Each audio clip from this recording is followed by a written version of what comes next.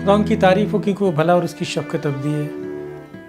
मैं आज आपको ये सिखाना चाहता हूँ कि ज़मीन पर एक दफ़ा एक ऐसी अदालत लगाई गई जो दुनिया की सबसे बेहतरीन और सबसे ज़बरदस्त अदालत थी और जिसका कोई सानी नहीं, कोई उसकी मिसाल नहीं मिल सकती, कोई उस अदालत का मुकाबला नहीं कर सकता। इसका जिक्र हमने हम में से बहुत दफ़ा सुना होगा।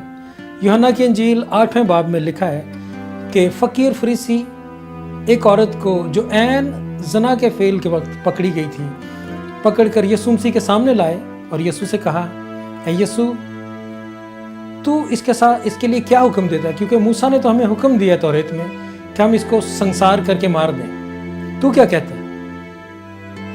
यीशु ने उनकी बात सुनकर उस औरत को जो उसके सामने खड़ी गई थी देखकर ज़मीन पर लिखने लगा और फिर सर उठाकर उनसे कहा, तुम में से जो कोई भी इसको संसार करना चाहता है उनमें से पहला पत्थर वो मारे जिसने जिंदगी में कभी गुनाह न किया।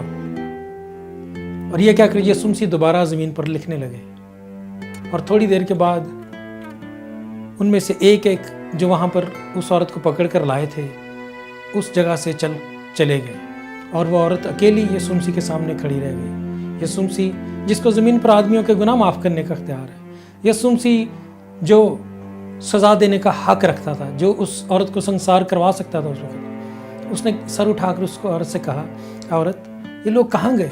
क्या उनमें से किसी ने तुझ पर कोई हुक्म नहीं लगाया या तुझे संसार ने किया? उसने कहा, नहीं खुदावंद। यीशु ने कहा, जा, मैं भी तुझ पर हुक्म नहीं लगाता, फिर कभी गुनाह न करना। क्या अजीज़ों, इस बात पर आप गौर करें और देखें और समझें कि क्या ज़मीन पर कभी किसी ने ऐसी अच्छी अदालत की है? क्या कभी किसी ने ऐसी खूबसूरत मिसाल कायम की है? वो जो जिसकी ज़ात में कोई गुनाह नहीं था, उसने भी उस पर हुक्म नहीं लगाया, उसको पत्थर नहीं मारा।